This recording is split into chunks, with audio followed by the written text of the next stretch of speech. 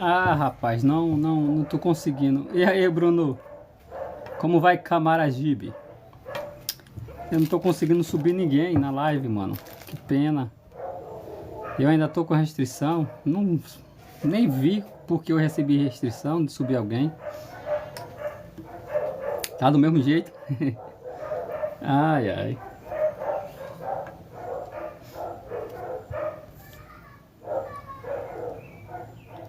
É, eu só coloquei aqui pra ver se eu.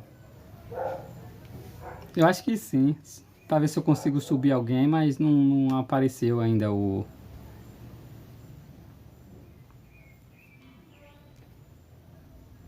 Pra eu poder colocar alguém na live pra conversar. Vê só.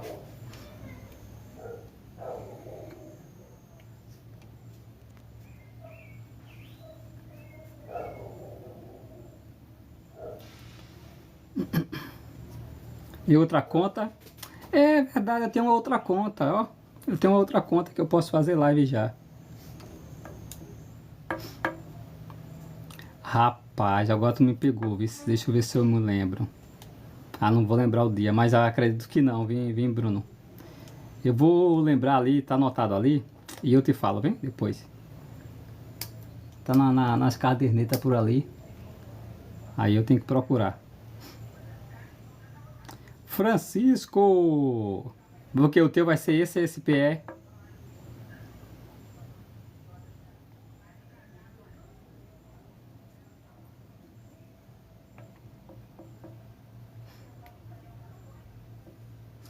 É, eu tenho um irmão que mora aí em Camaragibe.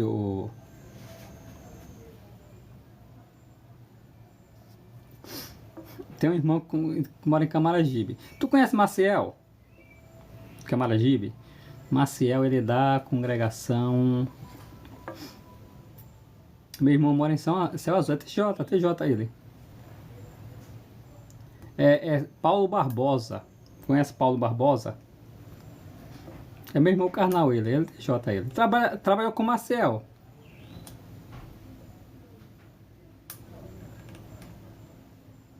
Tem Abel, né? Abel. Da congregação Céu Azul também, da mesma congregação do Maciel.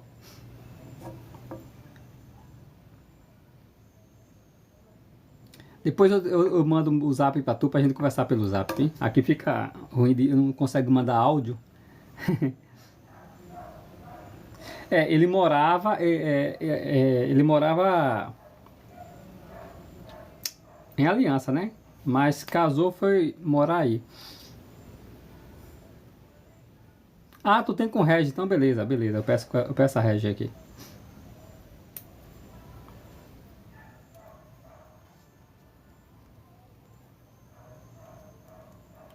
E Francisco, eu ouvi seu áudio, Francisco. Eu sei que você tá sofrido aí pra colocar os dentes direitinho, né? Não, mas ele faz uns anos que está lá, viu? Esses que chegaram lá, novato. Ah, não, tô confundindo. Foi em São Lourenço que eles vinham morar aqui. Aí vão morar em São Lourenço. Faz, acho, cadê? Faz mais. Acho que faz uns 8 anos já. Faz uns 8 anos já.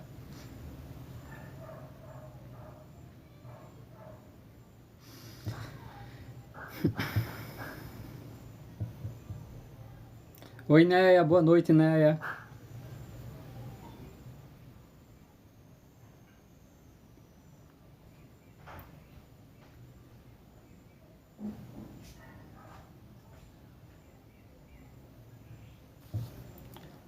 Ei, Pepeu. Eu acho que o Regis tem mais Bíblia, viu? Tudo bem, Sueli? Boa noite. Oi, Lion. Eu acho que o Regis tem muito mais Bíblia. Eu que agradeço, viu, irmão Francisco? Oi, Éder. Olá, Ailton. Boa noite. Pepeu. É sério? Por que no Pepeu não?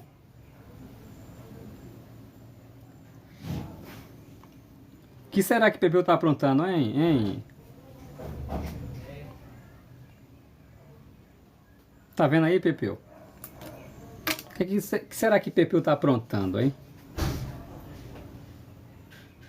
Ah, Pepeu errado, erradinho, erradinho.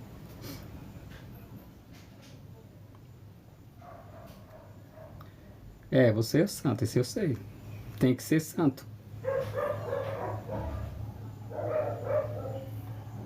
Ah, o irmão Francisco, gente, vai ficar com um sorriso novo. Ele agora tá fazendo live no TikTok. Ele disse que quer sorrir para vocês. Quer ficar bem sorridente aí agora. Aí ele tá colocando um implante para poder sorrir para vocês, né, irmão Francisco?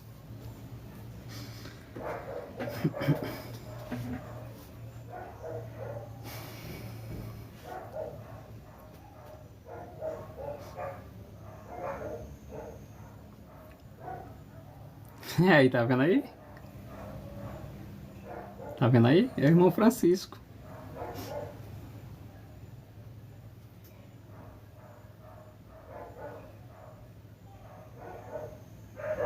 Que legal, não foi, gente? O menino lá na live, não foi legal a conversa com ele? Vocês gostaram da conversa lá com... Conversa boa, né? O menino mostrou ser uma pessoa sincera, né? Então a gente encontra, gente, a gente encontra pessoas que são sinceras. E todo meio é válido, né? Acredito que todo meio é válido para ajudar alguém a despertar a curiosidade. É, despertar a curiosidade para estudar um pouquinho. Deixa eu ver qual a maneira de pensar aqui sobre as testemunhas de Jeová. Porque é interessante. A pessoa, às vezes, que cria uma barreira, seja ela teológica, seja ela, como é que se diz? Preconceituosa. Às vezes cria uma barreira para não querer saber, né? Não, gente, tudo é válido pra gente. Se você... Ah, não, aí eu não vou fechar a porta. Se vier os mormons aqui em casa, né, os santos dos últimos dias, eu vou aceitar. Quer dizer, aqui na minha casa nunca bateram não, mas se vir, pode entrar. Pode passar 1000 vezes, eu tô em casa. Ah, assim passar aqui as adventistas, passar... Entendeu? Eu só conversei com o mormon uma vez só, com a moça lá em Minas Gerais.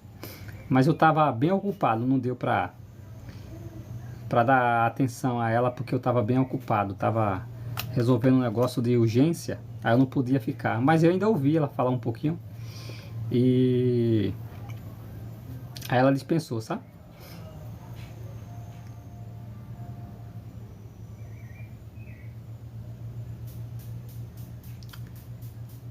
Ah, tá.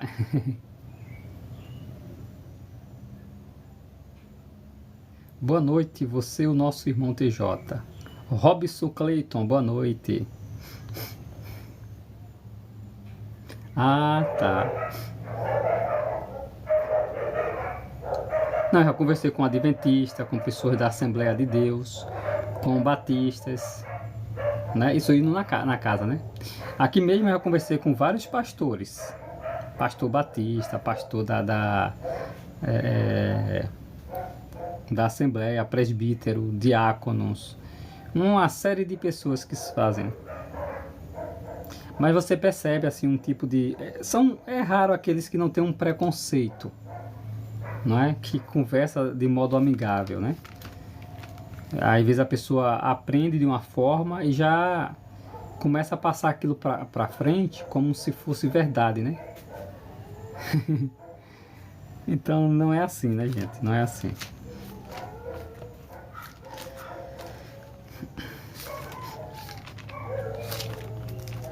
Ó, sabe uma coisa que eu tava vendo esses dias aqui no TikTok interessante sobre um assunto específico? É sobre a grande tribulação. Normalmente, quando você conversa com as pessoas sobre a grande tribulação, você percebe que elas não sabem o que significa essa expressão, grande tribulação. Elas não sabem o que significa essa expressão. Sabe onde é que você... como você consegue compreender o que significa grande tribulação mencionado por Jesus em Mateus capítulo 24, versículo 21, quando você entende o que está em Levítico capítulo 26 todo e Deuteronômio capítulo 28. Quando você lê aquilo dali e você entende o que significa grande tribulação pela qual Jerusalém passou, em duas ocasiões específicas, ou é azeite de ouro, ou o azeite já é caro, imagina de ouro, a grande tribulação. Quando você vai ver aquela situação ali, gente, Levítico 26, tudo bem, não é? Você percebe que os profetas falaram justamente disso. Oi, Acácia, boa noite. O profeta Isaías, Jeremias e... como é que diz? Ezequiel vai falar sobre isso. André, já estamos na grande tribulação, meu filho, já estamos. Não, André, não estamos ainda não. Ainda virá a grande tribulação, tá? Como é que nós sabemos? Primeiro, o que é a grande tribulação, gente? O que é a grande tribulação? Você sabe o que é a grande tribulação? Você precisa ler esse texto, ó. Ele é comprido, é bem comprido, mas você precisa ler. A grande tribulação, ela tem a ver com o julgamento de Deus sobre os humanos, tá? Relacionado com o julgamento de Deus sobre os humanos, especialmente aqueles que não obedecem as suas leis, os seus mandamentos. Em Levítico capítulo 26, especialmente a partir do versículo 14, fica um pouquinho aí, André, que você vai ver na Bíblia, tá? Se você está com a sua Bíblia aí, você vai ver, você vai analisar o que é grande tribulação. E que a grande tribulação ainda é futura, tá? Vamos ver, vamos entender por quê. Em Levítico capítulo 26, a partir do versículo 14, olha só as palavras que aparecem aqui, gente. Aqui está falando daqueles que se recusariam a obedecer a Deus, tá? Então, qual seria o resultado para a nação de Israel, que estava num pacto com Deus, caso eles desobedecessem aquela lei? Tá assim, Levítico capítulo 26, versículo 14 em diante. No entanto, se vocês não escutarem nem cumprirem todos esses mandamentos, e se rejeitarem os meus decretos, e se vocês abominarem as minhas decisões judiciais, de modo a não cumprir todos os meus mandamentos, e violarem meu pacto, eu lhe farei o seguinte: como punição, trarei sobre vocês aflição,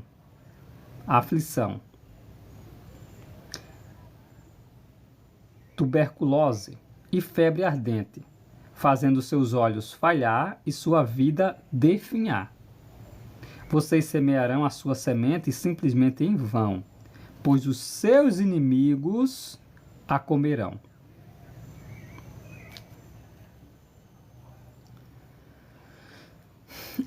Sofrimento é verdade, o sofrimento é bem sofrido. Mas ainda nós não estamos na grande tribulação, tá? Você vai entender o porquê. Mas de fato, é porque a Bíblia chama nesse período, André, que nós vivemos os últimos dias. Ou o princípio das dores. Nós estamos vivendo nesse período aqui, tá? É por isso que é tão difícil. Os últimos dias que são difíceis de suportar. Está em 2 Timóteo capítulo 3, versículo 1. Leia lá esse versículo, você vai achar interessante. Então, olha só, gente, aqui. Primeiro, o que é a consequência da desobediência? Aflição, tuberculose, febre ardente. Olha, pensou quantas coisas? Eu me voltarei contra vocês, e vocês serão derrotados pelos seus inimigos. Os que os odeiam os oprimirão, e vocês fugirão, mesmo quando ninguém os estiver perseguindo. Se ainda assim vocês não me escutarem, terei de castigá-los 7 vezes mais pelos seus pecados. Quebrarei o seu orgulho obstinado e farei com que os seus céus sejam como ferro, e sua terra como cobre. Vocês gastarão as suas forças em vão, visto que a sua terra não dará produção, e as árvores da terra não produzirão frutos. Mas, se persistirem em andar em oposição a mim, em se recusar a me escutar, terei de golpeá-los 7 vezes mais, segundo os seus pecados. Vou enviar contra vocês os animais selvagens, e eles os devorarão e eles os deixarão sem filhos. Acabarão com os seus animais domésticos e reduzirão a população de vocês, e suas estradas ficarão desertas. Olha, se apesar dessas coisas vocês não aceitarem a minha correção e insistirem em andar em oposição a mim, então eu também andarei em oposição a vocês. E eu mesmo os golpearei 7 vezes pelos seus pecados. Trarei sobre vocês uma espada que fará vingança por terem violado o meu pacto. Se vocês se refugiarem nas suas cidades, enviarei doenças entre vocês, e vocês serão entregues nas mãos do inimigo. Quando eu destruir o seu suprimento de pão, 10 mulheres assarão o pão de vocês num único forno, e racionarão o pão por peso, e vocês comerão, mas não ficarão satisfeitos. Apesar disso, vocês não me escutarem, apesar disso, vocês não me escutarem e insistirem em andar em oposição a mim, intensificarei a minha oposição a vocês, e eu mesmo terei de castigá-los 7 vezes pelos seus pecados. Então, vocês terão de comer a carne dos seus filhos e comerão a carne das suas filhas.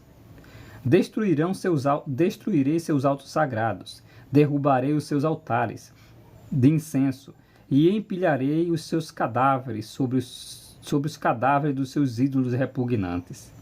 E eu terei a aversão de vocês e os abandonarei. Entregarei as suas cidades à espada e desolarei os seus santuários, e não sentirei o aroma agradável dos seus sacrifícios. Eu mesmo vou desolar a terra, e os seus inimigos que morarão nela, que moram nela, olharão espantados. Espalharei vocês entre as nações, e vou desembainhar a espada atrás de vocês. Verdade, verdade. A sua terra ficará desolada, e suas cidades serão devastadas. Naquele tempo, a terra saudará os seus sábados, todos os dias em que estiver desolada, enquanto vocês estiverem na terra dos seus inimigos. Então, a terra descansará, visto que ela terá de saudar os seus sábados. Ela descansará todos os dias em que estiver desolada, pois não descansou nos sábados em que vocês moraram nela. Quanto ao sobrevivente, aí vai falar do sobrevivente, né? Mas enfim, se você pega essas expressões que aparecem aqui, por exemplo, deles serem afligidos por febre, por doenças, né? E eles não comeram alimento e passarem muita necessidade, como até fome, chegando ao ponto de fazer o que é mencionado aqui com os seus filhos. Olha só que interessante. Jeremias vai citar isso. Jeremias vai citar que a terra de Jerusalém ficaria devastada, ficaria desolada, e que as mulheres iriam comer os seus próprios filhos. Isso sim é grande tribulação.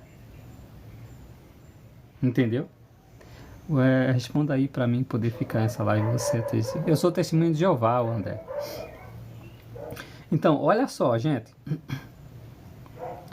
Olha essas expressões. Ela vai aparecer no livro do profeta Jeremias, no livro de Ezequiel, o profeta Ezequiel. Quer ver um exemplo disso? Jeremias 19, 9.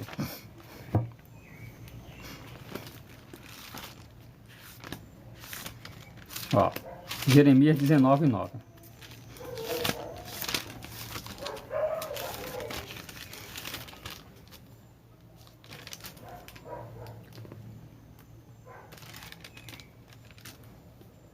E vou fazê-los comer a carne dos seus filhos e das suas filhas.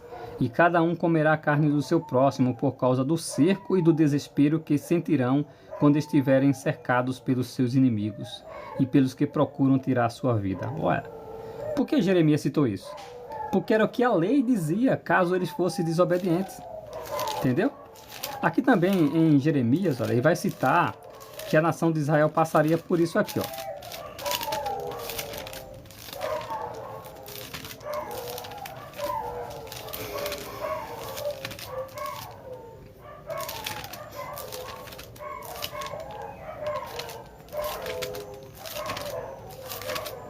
Jeremias capítulo 30, o versículo 7, diz assim, ó, Jeremias 30, versículo 7.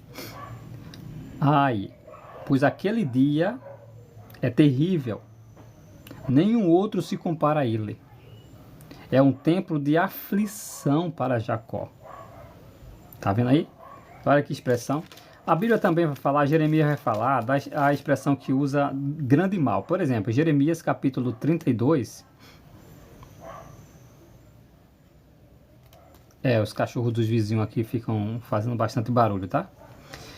Jeremias capítulo 32, o versículo 40. Lá fala do grande mal, grande calamidade. A palavra aqui, gadol, em hebraico, que é o equivalente à expressão grande tribulação. Entendeu? Gadol, grande mal, é equivalente à grande tribulação. Grande calamidade, na sua Bíblia talvez apareça grande mal. Entendeu? Gadol é Gadol, grande mal, significa isso. Que é equivalente à grande tribulação. Entendeu? Quem vai citar isso também é o profeta Ezequiel. O profeta Ezequiel vai falar assim, ó. Saber quem é Ezequiel, tá? Ó.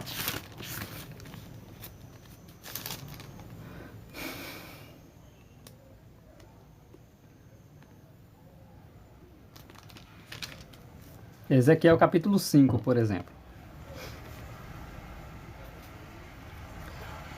Eu sou o testemunho de Jeová. Hilary Escobar. Boa noite para você. Ó, aqui em Ezequiel capítulo 4, ou capítulo 5, fala a partir do versículo 7, ó. Ah, que legal. Ó, a partir do versículo 7. Ezequiel capítulo 5, a partir do versículo 7. Portanto, assim diz o soberano Senhor Jeová: visto que vocês foram mais indisciplinados do que as nações ao seu redor, e não andaram nos meus decretos. Lembra que Levítico capítulo 26 vai enfatizar isso? Lembra? Não andaram nos meus decretos, nas minhas decisões judiciais, mas em vez disso seguiram as decisões judiciais das nações ao seu redor. Assim diz o soberano Senhor Jeová: eu estou contra você, ó cidade, e eu mesmo vou executar o julgamento no seu meio, diante dos olhos das nações. Vou fazer com você o que nunca fiz antes. Olha, e nunca mais farei de novo. Não é a mesma expressão aqui? Não é a mesma expressão citada aqui por Jesus? Haverá grande tribulação, tal como nunca ocorreu e nem ocorrerá de novo? Olha só. Ezequiel 5, versículo 9. Vou fazer com você o que nunca fiz antes e nunca mais farei de novo, por causa de todas as suas práticas detestáveis. Então, olha só que interessante. Ezequiel vai falar sobre isso, gente. E olha, curioso, Ezequiel vai falar dessa grande tribulação que iria abater sobre Jerusalém. Quando você pega aqui no capítulo 7, ele também vai falar o seguinte, que as mães iriam fazer o que a lei dizia que elas fariam com os seus filhos, por causa da fome. Então, o que seria isso, gente? Grande mal, grande calamidade, grande tribulação.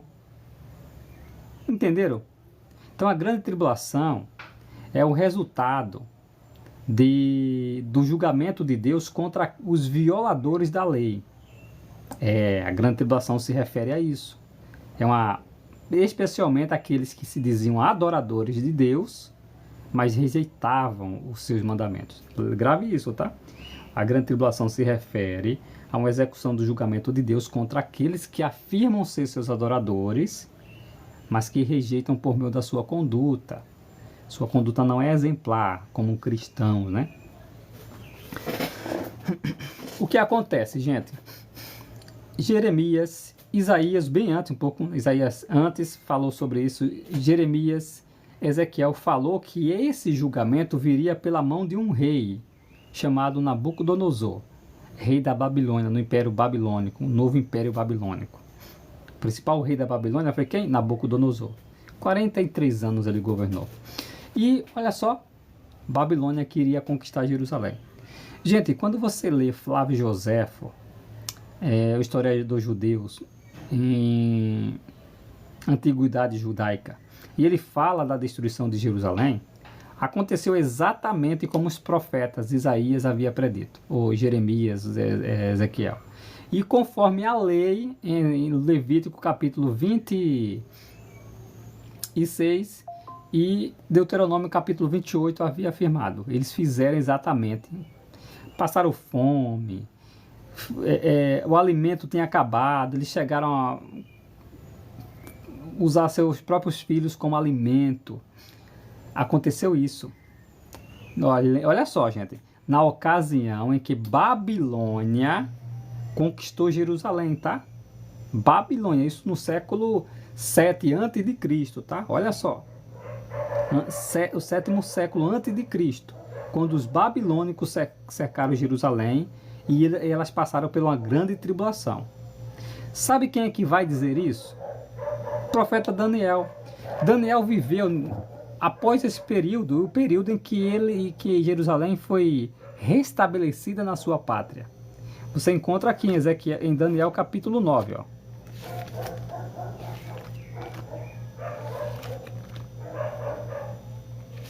Isso, André. Eu tenho aqui, André, alguns vídeos que eu publico, tá? Vai marcando aí, André, os textos e você vai lendo depois. Por isso que eu repito às vezes todos os textos, tá bom?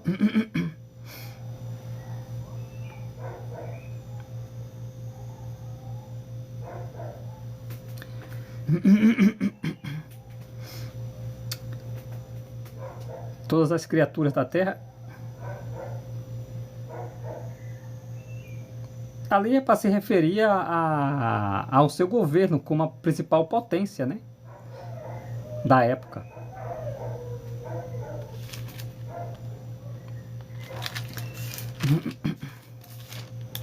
Era o império, era o maior império da terra ali, então. Então a linguagem está correta, tá? Ser empregada dessa forma, tá? Aqui no livro de Daniel, capítulo 9, na oração em que Daniel fez a Deus, olha o versículo 12, o que ele disse, ó. Daniel, capítulo 9, versículo 12. Ele cumpriu as palavras que havia falado contra nós e contra nossos governantes que nos governavam, e trouxe sobre nós grande calamidade, a mesma expressão, grande mal, gadol ha, grande mal em hebraico, né? Olha só, vou ler novamente. Ó. Ele, Deus, cumpriu suas palavras que havia falado contra nós e contra os nossos governantes que nos governava, e trouxe sobre nós grande calamidade ou grande tribulação. Debaixo de todo o céu nunca se fez nada parecido ao que foi feito a Jerusalém. Daniel escreveu isso. Oi, Teixeira, Irani Teixeira, boa noite. Olha só, gente. Jerusalém passou por uma grande calamidade quando os babilônicos cercaram Jerusalém, destruíram Jerusalém. Eles passaram por uma grande tribulação. E Jeová não disse lá em Ezequiel que nunca mais faria de novo? Então por que ele fez de novo no ano 70 agora pelos romanos? Entenderam o ponto? É sobre o sistema. Sobre aquele sistema, Jeová jamais faria de novo. Mas no ano 70, por exemplo, conforme as palavras de Jesus ditas com 37 anos de antecedência, Jesus não precisava dizer, gente, essa expressão. Jesus usa expressões parecidas. Ai das mulheres grávidas, não é assim que ele diz em Mateus capítulo 24? Agora nós estamos falando agora não da época de Jeremias, de Ezequiel, de Daniel, não. Estamos falando agora dos dias de Jesus. Primeiro século da nossa era comum. Primeiro século da nossa era cristã. Mateus capítulo 24. Jesus vai falar o quê? Haverá guerra, haverá doença, haverá perseguição, haverá uma série de coisas. Aí ele diz no versículo 21. Mateus 24, 21. Pois então haverá grande tribulação. Essa expressão grande tribulação, ou grande mal, possivelmente Jesus falou em hebraico, ele falou a palavra gadolo a grande mal, grande calamidade. Quando ele fala grande tribulação, ele está se referindo àquelas calamidades que está descrita lá no livro de Levítico, capítulo 26, a partir do versículo 14, gente. Ele não precisava dizer, ó, as mães vão devorar seus filhos, vocês serão espalhados. Não. Ele compactou tudo isso numa única expressão. Grande tribulação. Aconteceu? Aconteceu. Ó, quando Jerusalém é cercada por exército, Jesus disse, fujam. Lembra? Então, de fato, no ano 66 da nossa era cristã, Roma, né, pelo governador da Síria, Sexto Galo, cercou Jerusalém, Sexto Galo, né, cercou Jerusalém, mas subitamente se retirou. Dali em diante, Jerusalém virou de ponta cabeça. As facções que existiam dentro de Jerusalém, ali na redondeza, especialmente na Judéia, os zelotes, os essênios, exato, né, de acordo com Flávio José, foi 1.100.000 judeus que foram mortos. Li, mano, até hoje. Oi, Lampejo. Entendeu? Então Jesus falou sobre isso e de fato aconteceu. No ano 70, o general Tito com o seu pai Vespasiano destruíram Jerusalém exatamente conforme Jesus tinha predito, com 37 anos de antecedência. 37 anos de antecedência, Jesus predisse que Jerusalém passaria o que passou. Ô, Emer, desculpa. Eu falei o que, Emer? Ô, King, você lê Flávio Joséfo? Tem na internet, se você encontrar, você consegue encontrar em PDF, ó. Não conseguiu, Emer. Essa obra aqui, o King, é publicada pela CPAD, Casa Publicadora das Assembleias de Deus. Não estou ganhando nada com isso, tá, gente? Mas fala aqui, ó. A obra completa de Abraão, a queda de Jerusalém, né? A obra que tem dele aqui é Contra Apião, Antiguidade Judaica e Guerra Judaica. Aqui fala muita coisa interessante. Entendeu? Essa obra aqui é a História dos Hebreus. Você encontra fácil aí na internet. É sim, André. É Bíblia. Tem mais Bíblias. São mais Bíblias ali, ó.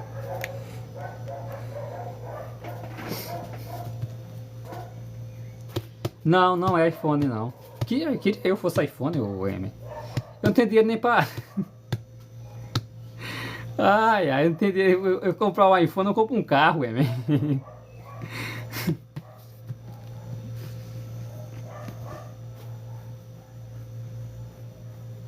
Entendeu?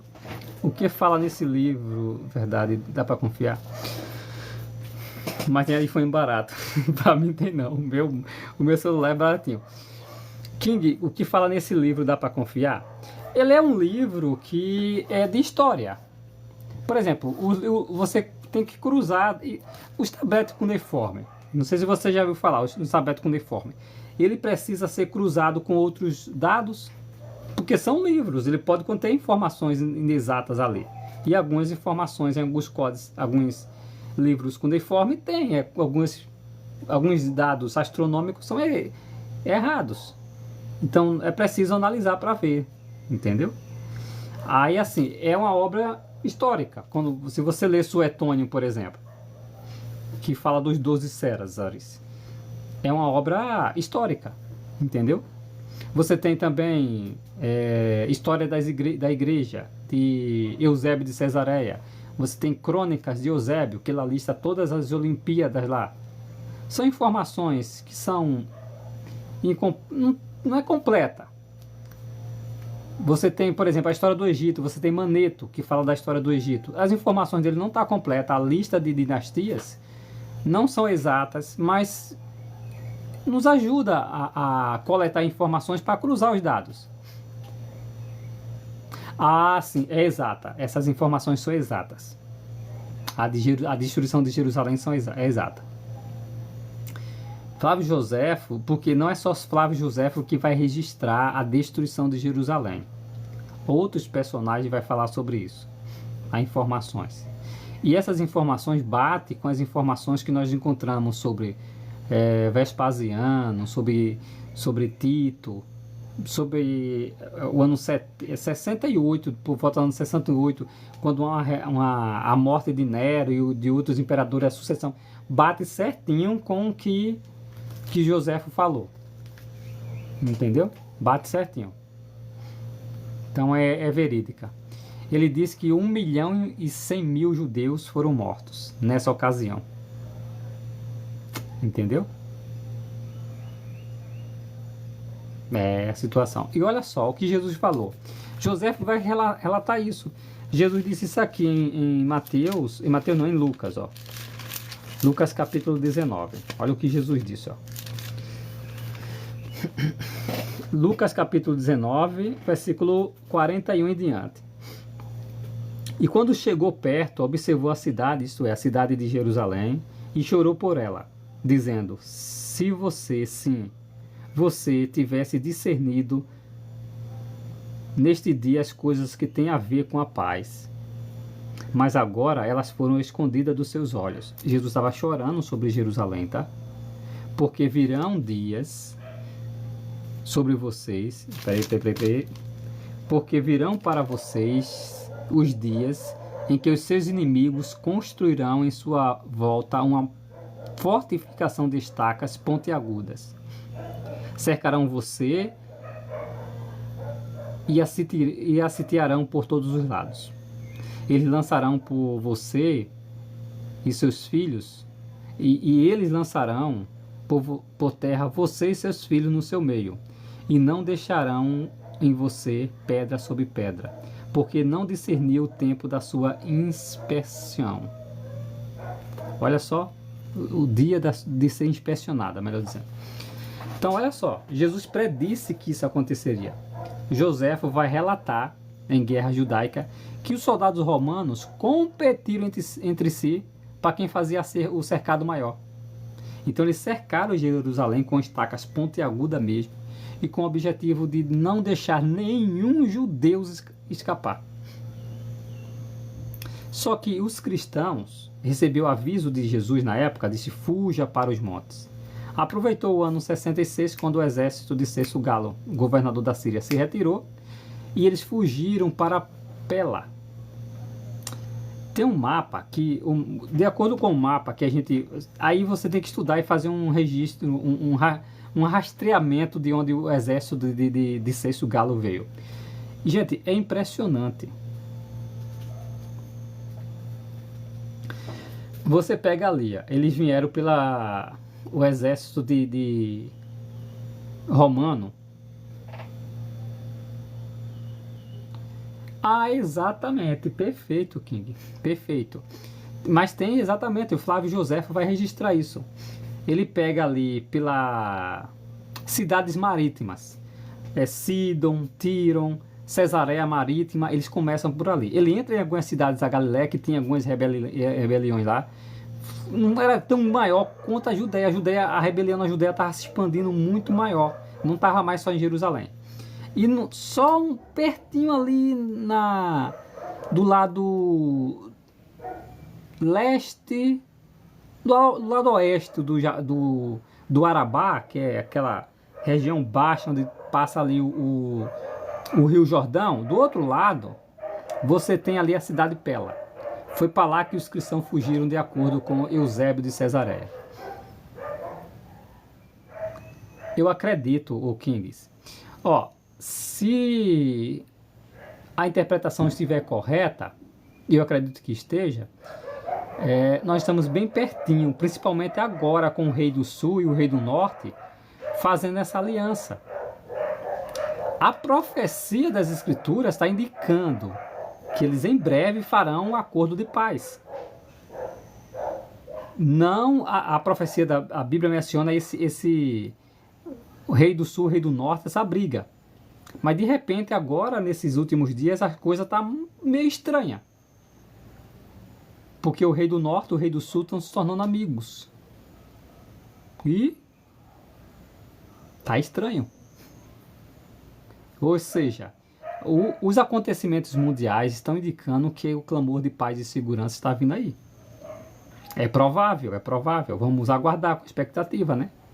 A gente sabe que um dia ou outro vai vir, a profecia vai se cumprir. Jesus predisse com 37 anos de antecedência a destruição de Jerusalém e aconteceu exatamente conforme Jesus predisse. Então tudo que Jesus falou sobre esse sistema mundial vai acontecer.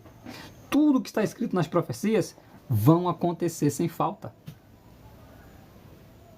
Todas as profecias da Bíblia aconteceram exatamente como foi predita. Então é interessante. Ó, aí nós falamos da tribulação que ocorreu no ano 70 também. Só que o Apocalipse também fala de uma grande tribulação. E essa daqui, ela tem escala global. Por quê? Porque Apocalipse capítulo 9 fala o seguinte. Então, olha, nós falamos da grande tribulação que aconteceu em Jerusalém pelos babilônicos. Exato, é o que parece. Então, se aliando ali, fazendo uma amizade ali, que é muito estranha. Eu gosto de olhar nas profecias da Bíblia, sabe? Sempre eu vou lá para ver, eu tento buscar alguma coisa ali, mas eu sou um pouco ansioso com relação a isso, sabe?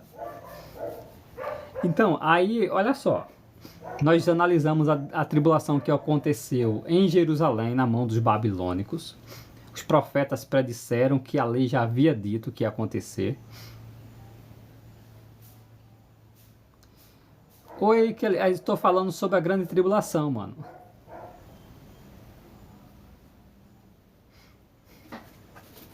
Ô Joel, que bom, Joel, que maravilha. A Covid pode ter sido uma tribulação? Ela é uma tribulação, mas não a grande tribulação. A grande tribulação está relacionada com o julgamento de Deus contra aqueles que desobedecem à lei de Deus. E a Covid pegou todo mundo, né? Ô Márcio, você faz o seguinte, eu citei alguns textos aqui. Você lê em casa depois, Levítico capítulo 26, a partir do versículo 14. Você vai ler tudo aquilo ali. Depois você vai ver as informações que é citada por Jeremias e Ezequiel. E ele predisse exatamente como a lei já dizia. Ó, se você cruzar esse texto que aparece aqui, ó, eu vou pedir para alguém escrever aí para você depois dar uma olhada, ô Marcos. Alguns textos específicos, que às vezes o tempo é corrido, você... Mas leia depois, tiver um tempinho, Levítico capítulo 26. Você acha que pode demorar 20 anos para o fim chegar? Eu acredito que não. Eu acredito que não. Mas tudo bem, se não chegar, temos que continuar orando para que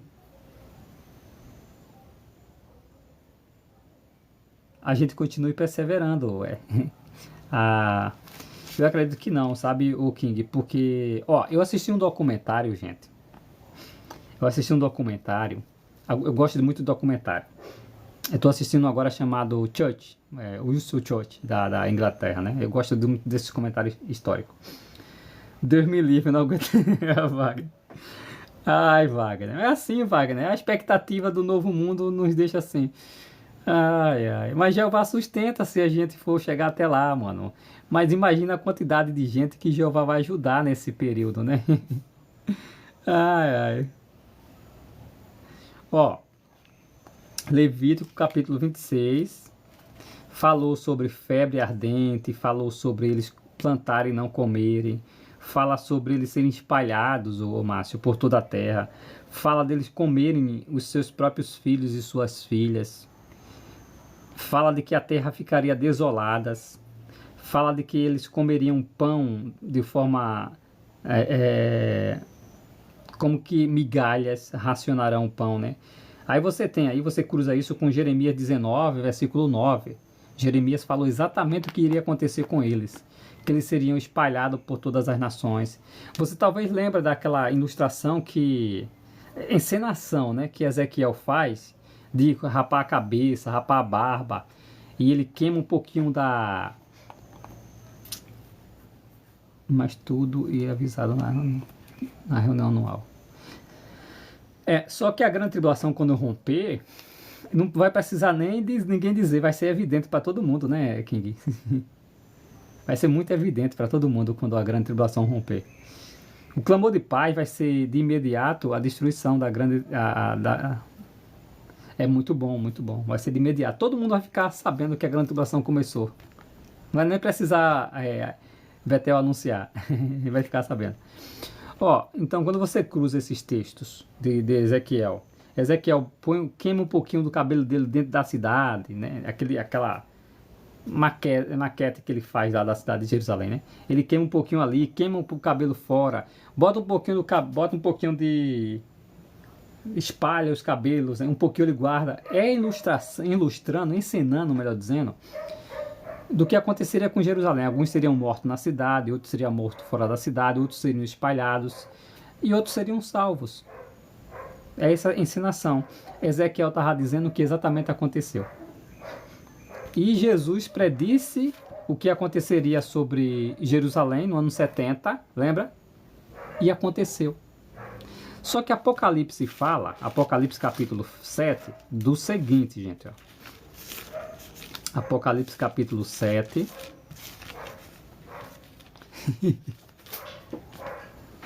É mesmo. Ô, Márcio, não é só o café não, Márcio, é o ovo também, Márcio, tá caro. Sim. É verdade. Cumprindo, exatamente. Não, eu tô falando assim, quando o clamor de paz vier, esse clamor de paz, acho que Betel não vai dizer, esse é o clamor de paz. Por quê? Porque o clamor de paz que é predito na Bíblia tem que vir rapidamente com a grande tribulação. Olha, a bandeja de ovo aqui tá R$22. Tem lugar aí que chega até 30. Então café, ovo, o negócio tá ficando feio, não tá? Mas é de se esperar, viu, Márcio, essa situação. A Rússia é o rei do norte. O rei do sul é os Estados Unidos, tá? E os seus aliados, né? Tem esses blocos aí. Então, Apocalipse capítulo 7, que eu estava falando para vocês, o versículo 9, falando aqui de uma tribulação que é evidente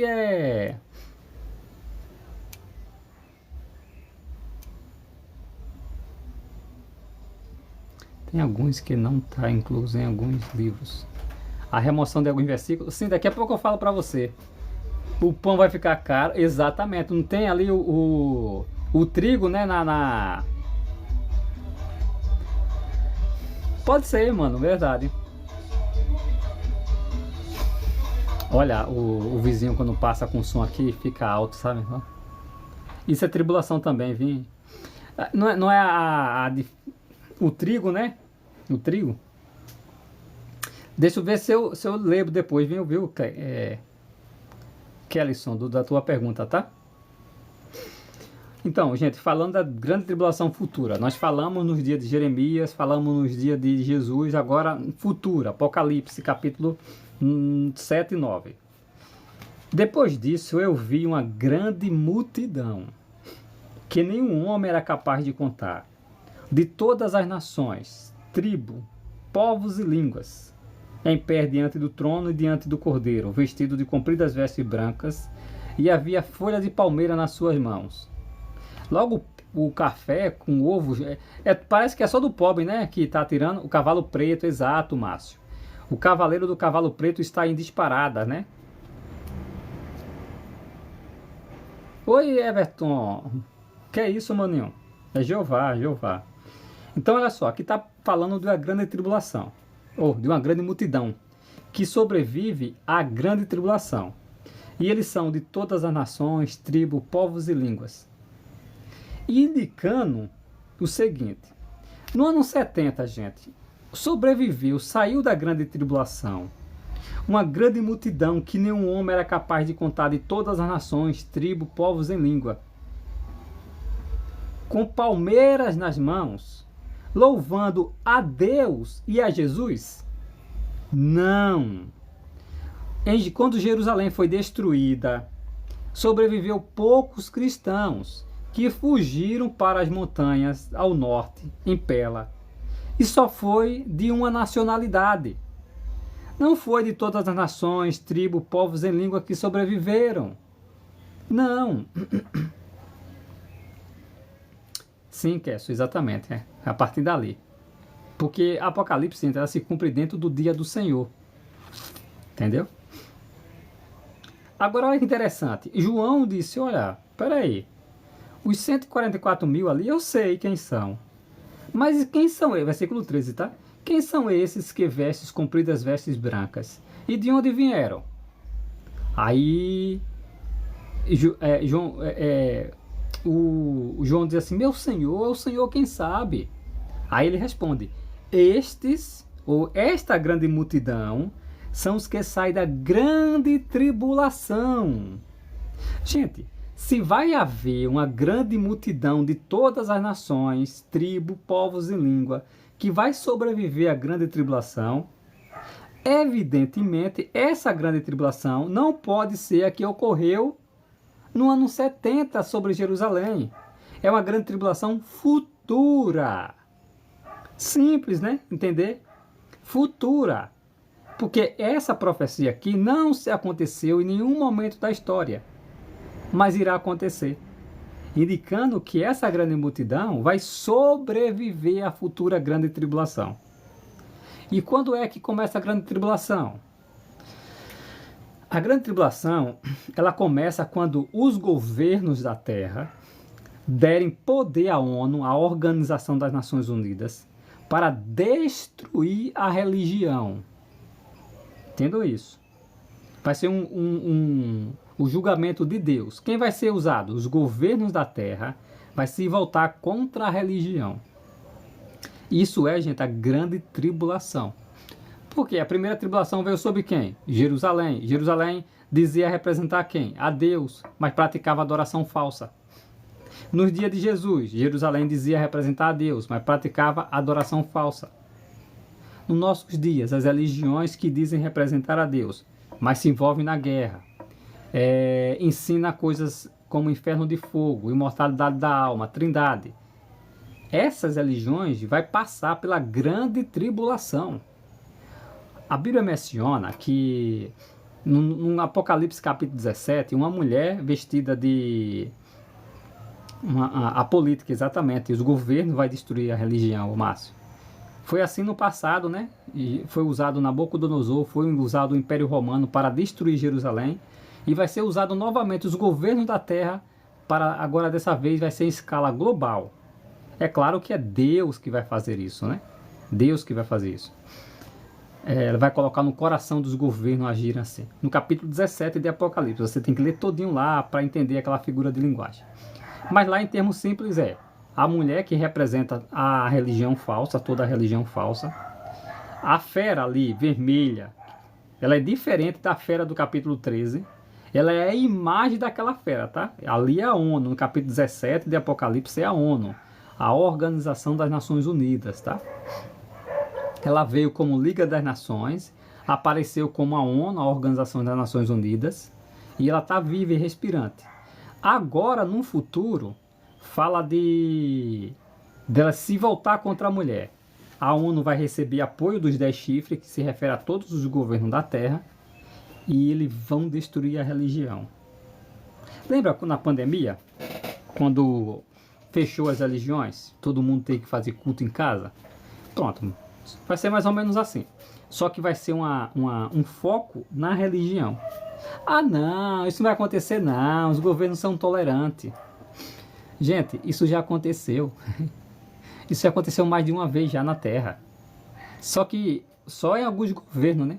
Por exemplo, na ex-União Soviética, pesquisem lá o que é que o governo fez com a religião. Na China, vá ver na China, por exemplo, o que o governo adotou contra a religião. Então você não imagina, nunca vai acontecer. Vai, gente, é profecia. Profecia bíblica, ela não deixa de se cumprir. Todas as profecias bíblicas se cumpriram no mais mínimo detalhe. Exatamente. É Deus que vai colocar no coração dos governos a atacar a religião, é verdade. Apocalipse capítulo 17 menciona isso. Deus colocará no coração dos governos agirem assim. E isso é o que a Bíblia chama de grande tribulação, gente. É o que nós estamos aguardando.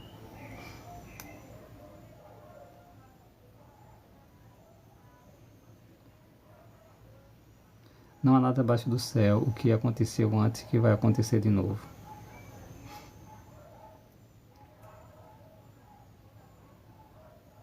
Não há nada novo debaixo do céu, é exato. Bom texto esse daí, viu, Márcio? Então é isso, gente.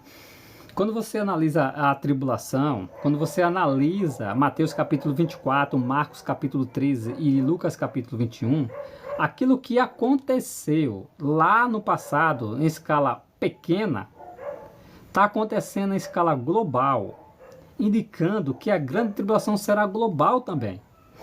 O que aconteceu, guerra, fome, peste, foi só sobre Jerusalém, da Judéia ali. Aconteceu conforme Jesus predisse.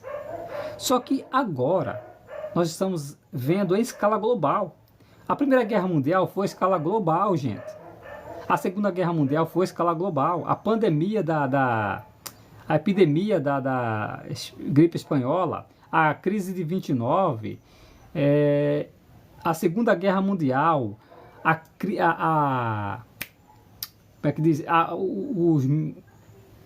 As crises do míssil de Cuba, que deixou o mundo em tensão ali, a Guerra Fria, essa guerra na Ucrânia, tem repercussão global, gente. Não tem como. Se usar arma nuclear, é o fim da vida humana na Terra. Entendeu?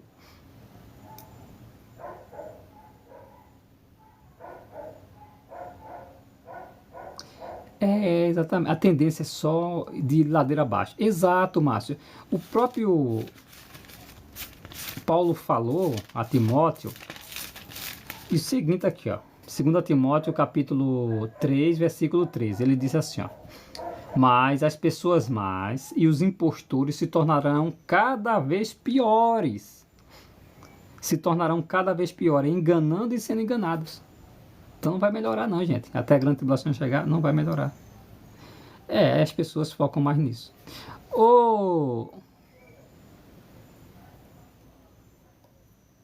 Deixa eu ver aqui, tá? O TikTok tá...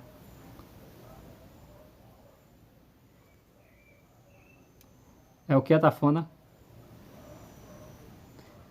Foi o que a Tafona, peraí, a Tafona. Vejo que alguns debatem pré e pós, mas não sabe o que é a grande tribulação. Então, tô achando a Coreia do Norte tá muito quieta. Márcio, então, porque ali, a cabeça de tudo ali é a Rússia, mano. Não tem como. A cabeça do poderio militar ali é a Rússia. Os outros são mais apoio financeiro. Por exemplo, a Coreia e a China é mais apoio financeiro. A China, para entrar em guerra, para invadir, só se for Taiwan lá, né? Tomar, né? Que não muda muito para a geopolítica do mundo, se ele tomar Taiwan. Agora a questão lá na Europa, que é o palco do mundo, vamos dizer assim, é muito mais complicado, né? Entendeu?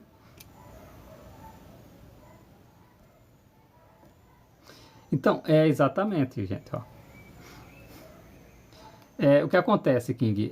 O Atafã está falando o seguinte: muitas pessoas falam de pré-tribulação, que a igreja não passa pela grande tribulação, é tirada antes, é chamada de pré-tribulacionista. E pós-tribulacionista acredita que a igreja vai ser tirada depois da grande tribulação. Só que as pessoas não sabem nem o que é grande tribulação. Elas não sabem o que é grande tribulação. Esses textos aqui que vocês leram aqui comigo. Levítico capítulo 26 e Deuteronômio capítulo 28. Elas não sabem como isso está conectado com a grande tribulação que ocorreu em Jerusalém pelos babilônicos e em Jerusalém pelos romanos. E na escala global que vai acontecer, a grande tribulação, a futura grande tribulação.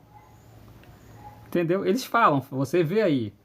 Ó, essa questão que as pessoas argumentam aí de grande tribulação, eles interpretam lá um livro de Daniel, que a última semana foi congelada, que a última semana de Daniel vai ainda ser escatológica.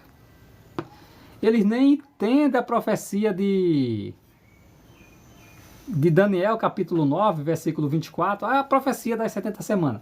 Eles não entendem aquilo dali. Pode ver que quando você vai falar com alguém ali, eles vão argumentar o seguinte: a data não é exata, a profecia não é específica, a profecia não é exata. É isso que eles vão dizer. Quando você pega para analisar com eles, outro dia eu estava conversando com uma pessoa na live e nós entramos nessa questão. Daniel, a última semana de Daniel ainda vai se cumprir. Aonde? Aonde está escrito isso? Não, porque a última profecia ainda não se cumpriu. Aonde? Você realmente entendeu o texto lá? Não, porque vai vir aquele que dá coisa repugnante na asa da coisa repugnante. O cara nem entendeu o texto. A última semana de Daniel tem que ser messiânica. Por que tem que ser messiânica? Porque o Messias, ele olha, o objetivo das 70 semanas é fazer o sacrifício perfeito para acabar com o pecado, acabar com a transgressão. Não é isso que diz o texto? 70 semanas foram determinadas sobre o teu povo para fazer expiação pelo erro. Que expiação? Uma expiação perfeita. É tão perfeita que lá vai usar uma figura de linguagem para enfatizar que o sacrifício que seria feito para expiar o erro seria completo. Mas 70 semanas, aí passa 7 semanas, passa 69 e chega o Messias. Com o aparecimento do Messias no ano 29, com a sua chegada, a gente não põe o fim ao sacrifício. O sacrifício só seria feito na metade da semana. Ou seja, o Messias ele só é morto dentro da última semana. Porque lá o texto diz: e depois das 62 semanas, ou seja, passou a sétima, 7, passou a 62, e depois das 62 semanas, o Messias será morto. Não é durante a última semana, durante a 62 semanas. É depois das 62 semanas que o Messias é morto. Então, se ele é morto depois, ele é morto dentro da última semana. Levando a concluir que o versículo 27 do capítulo 9 de Daniel, ela é messiânica. Aquele que mantém um pacto, mantém, não faz, né? Eles dizem, não, o anticristo vai fazer um pacto. O texto não diz fazer. Fazer um pacto em hebraico seria... deixa eu ver aqui o verbo que... Katav berit. Seria fazer um pacto. Mas ali não diz, o verbo lá é permanecer. Ou é manter um pacto. Então, o Messias ali, o personagem ali, vamos falar assim, o personagem ali, ele manteria o pacto por uma semana. Mas na metade da semana, esse pacto, ele faria cessar o sacrifício. Não diz que ele vai quebrar um pacto, isso é invenção. Diz que na metade da semana, faria cessar os sacrifícios, a oferta de manjares. Indicando que aquele sacrifício que foi feito depois da morte de Jesus já não era mais válido para Deus. Quando Jesus morre no ano 33 da nossa era comum, o que acontece? Não tem mais sacrifícios que é aceitável a Deus. Apenas o sacrifício de resgate de Jesus. Pois é, Jonathan, é um livro de Bíblia, mas Jesus predisse a destruição de Jerusalém com 37 anos de antecedência e deu detalhes sobre isso, né, Jonathan? Como é que você explica isso? É difícil, né, para os ateus, né? Vocês ficam com uma pulga atrás da orelha, né? Não fica, não? Jesus ter predito com 37 anos a destruição de Jerusalém? É sério? Pra ter, eu tô achando que você tá sendo ignorante com relação a isso, somente.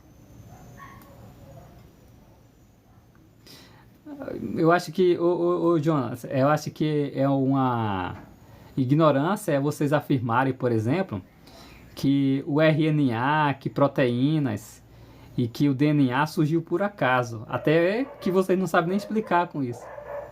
DNA, ele é formado por proteínas e proteínas é feito com DNA. Tá o dilema aí de vocês aí, ateus. Como é que... Quem surgiu primeiro? O RNA, o DNA ou proteínas? Cara, quem codifica tudo é o DNA. Não sabem, né? Ou seja, exige mais fé acreditar que o RNA, que as proteínas e que o DNA surgiu a partir de uma sopa primordial, né? Porque códigos, Jonas, Jonas, o código só vem de uma mente inteligente, Jonas, não adianta. Não tem como você acreditar de que a vida surgiu de uma sopa primordial, mano. Isso é ilusão científica. Isso é um mito científico, cara.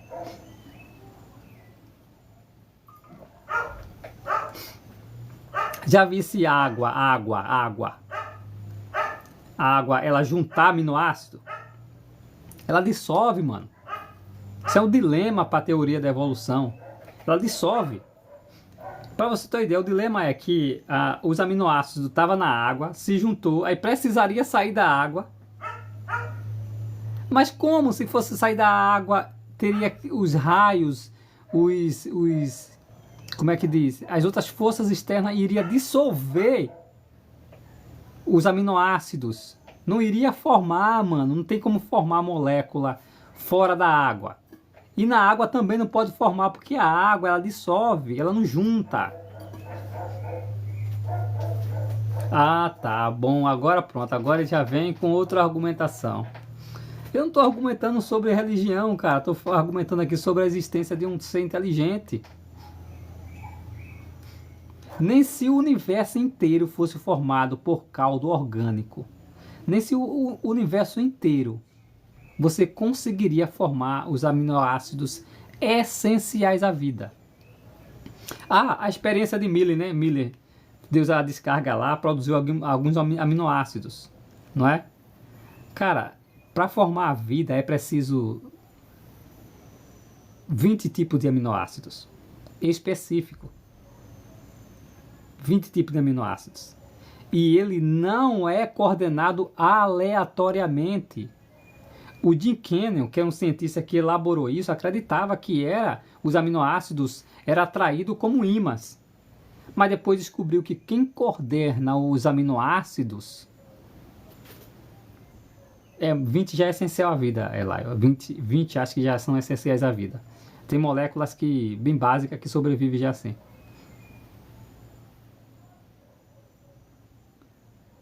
Tem que ter muita fé, né? Quem coordena... Aí depois descobriram o DNA. Eita, o DNA é que faz tudo, ó. Quem é que projetou isso aqui, esse DNA, hein? Aí ele, o que é que ele disse? Fim da linha pra... Era ateu, o cara era ateu, tá, gente? A vida toda ateu. Ele passou a vida toda ateu. E disse, não, gente, pelo amor de Deus, agora isso é o fim pra mim. Não tem como negar a existência de um ser inteligente que elaborou a vida. Ele era ateu, foi criado como ateu. Formou-se na universidade, melhores universidades como ateu. E ele disse, não, tem que existir um ser inteligente. Aí o John fica assim, Bíblia. É o que ele sabe repetir, acha que ateu é sábio. Eu acho que se ateu fosse sábio mesmo, existe, claro, existe muita pessoa que são ateus, sábio. Acho que você não é um deles, o Jonas, porque senão eu ficaria repetindo uma frase como essa. Teriam argumentos mais sustentáveis, tá? Eu não consigo, King, eu tô com uma restrição aqui, eu não sei porque eu não consigo subir ninguém. Seria bom, seria legal subir o Atafuna, o pessoal para falar. Ô King, você fez uma pergunta, mas eu esqueci aqui o que você fez. Foi você que fez a pergunta? que eu disse, olha, me lembra? Não, foi o Kellison. Kellison, você fez uma pergunta. Eu não lembrei, eu disse pra você, faz aí novamente pra ver se eu lembro.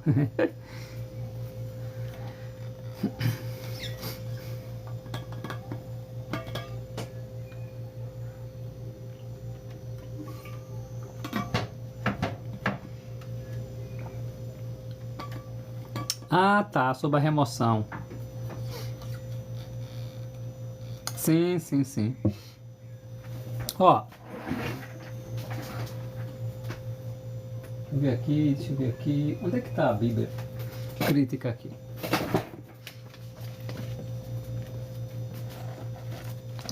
Eu tenho aqui o Novo Testamento. Ó. Tá já acabadinho já aqui, então tá sumindo. Tenho aqui o Novo Testamento. Boa, ó. Eu tenho aqui o Novo Testamento. Cita aí o texto que na tradução do Novo Mundo não tem. Tá, ó. Novo Testamento grego, quinta edição. Com aparato crítico, aqui tem. O Novo Testamento da Sociedade Bíblica Unida é uma edição do texto grego mais conhecida e mais usada por comissões de tradução da Bíblia em todo o mundo. Esse texto aqui, ó. Diz assim.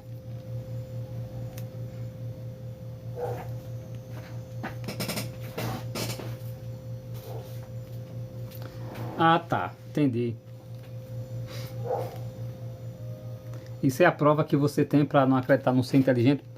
Poxa vida, como é que o avião caindo, o ateu vai sobrevivendo, vai explicar a origem do universo e da vida? Não sei, João. Então, tá aqui, ó. Mateus 17, 21, tá?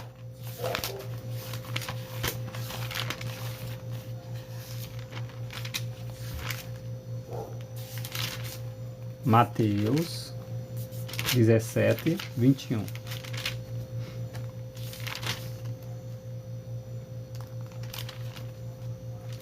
Ué, não tem aqui, não tem aqui. 20, 22. Ué, tem um aparato dizendo aqui que não encontra nos melhores manuscritos antigos. Não tem. É acréscimo depois. Essa aqui, ó. Tá vendo aqui? Deixa eu mostrar pra você, tá? Aqui tá ele no códice. No códice alexandrino e no. Aqui o copta, saíde, com uma série de copta aqui. Não consta esse versículo.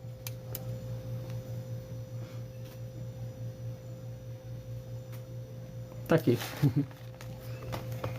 Essa Bíblia aqui também, ó, eu vou mostrar nessa Bíblia para ver para você ver. Ué, cadê ela? Tá aqui.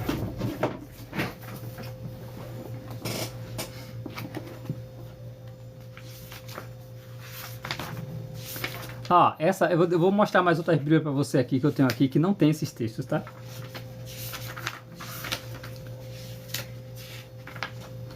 Márcio, não, é porque assim, Márcio, mais tarde, alguns ensinos não são sustentados pela Bíblia.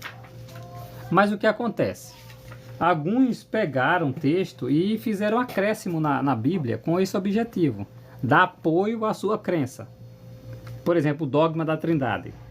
Esse dogma não é ensinado pela Bíblia, mas pegaram alguns textos e empurraram de goela abaixo, por assim dizer, nas pessoas. 17, 20... Ó, vou mostrar para vocês.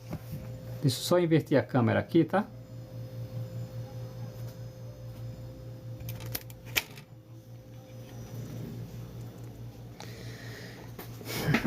Aqui, ó, texto do Novo Testamento, edição produzida pela SBB, tá vendo? Aqui o versículo, ó. Você tem um capítulo, o versículo, capítulo 17, tá? De Mateus, o versículo 20. Agora, cadê o versículo 21?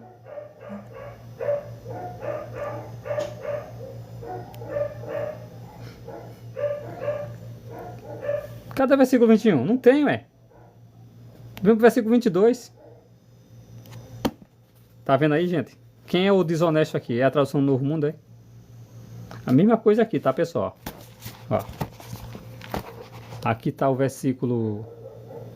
Aqui tá o versículo 22. Do outro lado deveria estar o 21, né? Mas tá o 20. Aqui, ó. Vamos fazer o seguinte. Vamos fazer o seguinte. Vamos ver se tá aqui nessa Bíblia aqui, ó.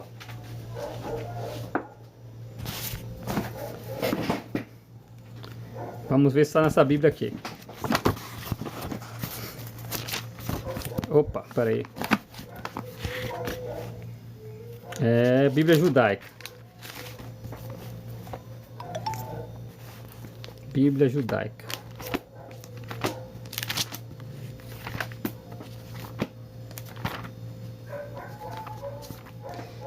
Não, esse pessoal não é ateu não, mano. É... Ele tá brincando, viu?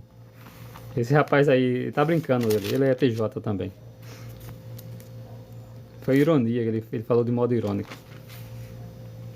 Mateus capítulo, por isso é bom estar municiado de informação para não ser... Exatamente. 17, 21. Ó aqui, ó, bem pequenininho aqui, ó, gente, ó. Mateus 17, Matitiarro, é assim que as pessoas falam. Aqui, ó, versículo 21, não tem, tá vendo? Não tem, ó. Tem um versículo 22, tá vendo? E aqui menciona que não aparece nos manuscritos mais antigos, ó. Tá vendo aqui? Em alguns manuscritos inclui o versículo 21, mas essa espécie só sai mediante oração e jejum, tá vendo? Também. É o suficiente, Regis, é o suficiente. Tem ali a Bíblia de Jerusalém, também vai fazer referência a isso. Tem a Bíblia com estudo judaico, também vai fazer referência a isso. A gente, tá, são Bíblias e mais Bíblias que mostra. A tradução do Novo Mundo tá certa. É esses teólogos pé de chinelo que só sabe ganhar dinheiro nas custas dos outros, não ensina nada pra ninguém. E a Bíblia, ó, pesquisa. Eu passei por isso já, viu? Eu passei por isso já no serviço de pregação na época. A pessoa chegava assim: ah, a sua Bíblia adulterou, não tem esse texto aqui não. Eu já passei por isso já. Aí quando eu saía no campo, eu saía com isso aqui, ó. Com isso aqui, ó, saía no campo. Quando aparecia alguém assim, eu puxava aqui, mostrava lá devagarzinho, ó. E eu li aqui, ó. Eu lia primeiro isso aqui, ó. Aqui, ó.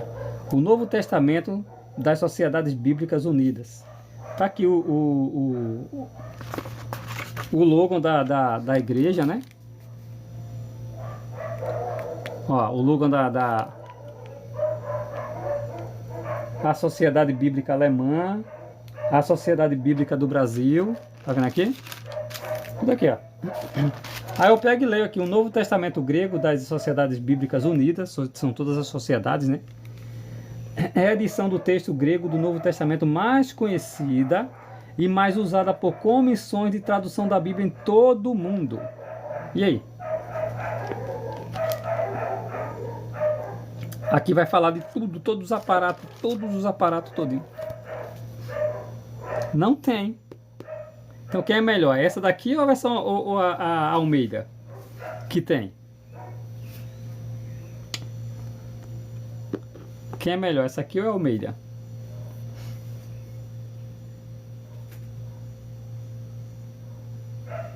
É o texto grego, o Yosef.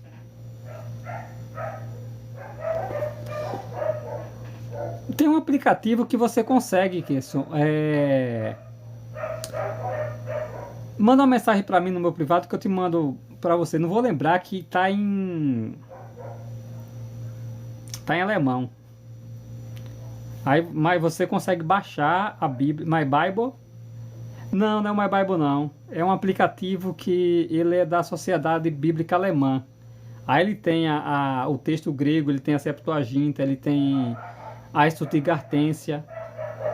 que é baseado no Códice L, né, Códice Leningrado.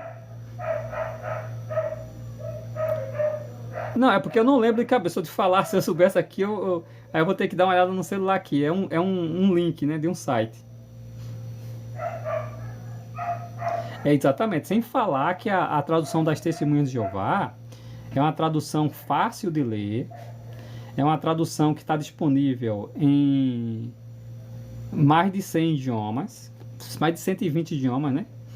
E a versão Almeida, por exemplo, não. Me mostra depois sim, mostra sim. A Septuaginta, Roon, né? Lá tá Roon. É uma Bíblia que está muito à frente do seu tempo. Na época que foi lançada, a Testemunha de Jeová, ela foi muito criticada, né? Como se fala Testemunha de Jeová em árabe? Ah, eu não falo árabe. Eu não falo árabe. Hebraico até eu tento, que é Et Yehová, ou Edim, né? Edim, ser plural, né? Testemunhas, Edim Yehová.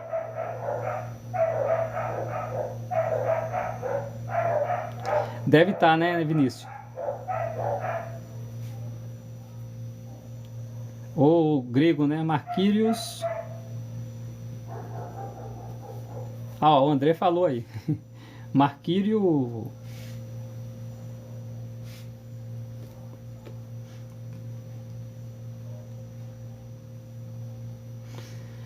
Ah, então, a tradução é muito bem elaborada, está sempre à frente do seu tempo. Alguns textos que hoje são corrigidos em várias traduções, as Testemunhas de Jeová, muito tempo atrás, já tinha acertado nas traduções. Por exemplo, hoje, aqui no Brasil, tá, gente? Aqui no Brasil, hoje é conhecido. Lembra, tem um professor, você encontra aí. Olha como é desonesto, tá, gente? Ó. Luiz Saião é um hebraísta. Ele fala hebraico e é um tradutor. Lembra daquela expressão assim, eu sou o que sou, que muitos vão usar aí, de Êxodo 3,14? Ele vai dizer que a tradução mais correta desse texto é mostrarei ser o que eu mostrar ser. Essa é a ideia presente no texto. O próprio Luiz Saião, que é hebraísta, fala sobre isso. A única tradução em português que vai trazer de maneira correta é a tradução dos Testemunhas de Jeová, como falam as pessoas, né? Dos Testemunhas de Jeová. É a única versão que vai traduzir de forma coerente esse texto. Outro hebraísta chamado o Vailate, ele inclusive dá curso de hebraico, né? O Carlos Augusto Vailate, ele fala justamente também disso. A única tradução em português que traduz de forma correta é a tradução do Novo Mundo, gente. Mostrarei ser o que eu mostrar ser. Não coloca os textos que nós analisamos agora. Não coloca esses textos, esses acréscimos. A tradução do Novo Mundo não tem esses acréscimos. Não traduz de forma inexata. Shuhud tá falando assim, Shuhud, que o hebraico é bem próximo do aramaico, né? Quando você fala Shalom, quando vai se cumprimentar, restaura o nome divino, exatamente. Sem hebraico, quando vai cumprimentar, o hebraico você é usado até hoje, Shalom, né? Shalom, ou Boker Tov, Laila Tov. Eles falam muito essas expressões. Tem bom dia, boa tarde, né? No hebraico moderno. E Salam Akun também é uma saudação árabe, é bem próximo de Shalom, Shalom. Boker Tov. Boker. Não é bom não, é Boker. Tov é bom. É boa tarde, né? Laila Tov, é boa noite em hebraico. É... Sim, ah tá, entendi. Churrud, acho que deve ser, sim. Que ele tem esse som gutural, o aramaico também. Churrud.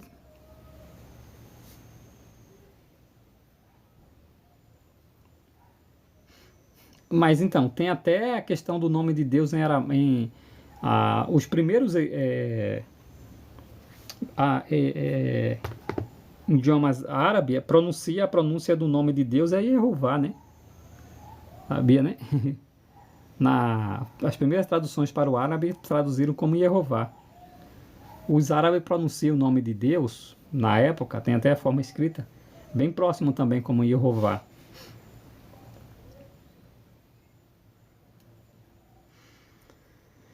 Então tá aí, gente, ó. Essa Bíblia mostra claramente que alguns textos, né, não tem lá no... Antigamente, para a gente que tem pouco estudo, era muito difícil de entender a leitura.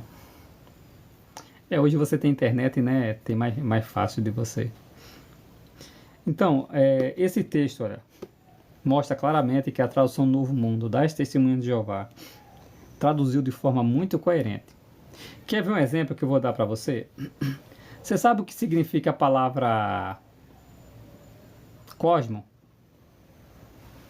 O que é cosmo para você?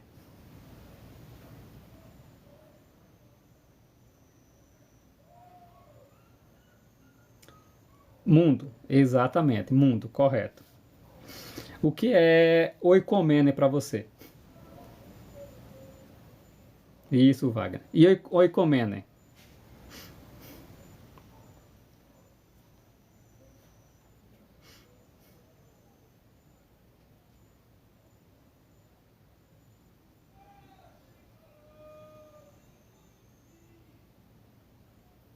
Sabe o que é oikomene?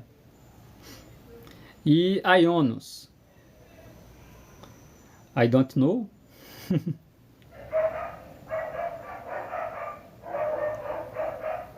Tá, só para vocês entenderem como a Bíblia vai, como por exemplo a versão Almeida vai às vezes dificultar o entendimento correto do texto. Ó. João 3,16, como é que está aqui no João Ferreira de Almeida? Ó. João 3,16, na João Ferreira de Almeida. Olha como vai estar aqui, tá?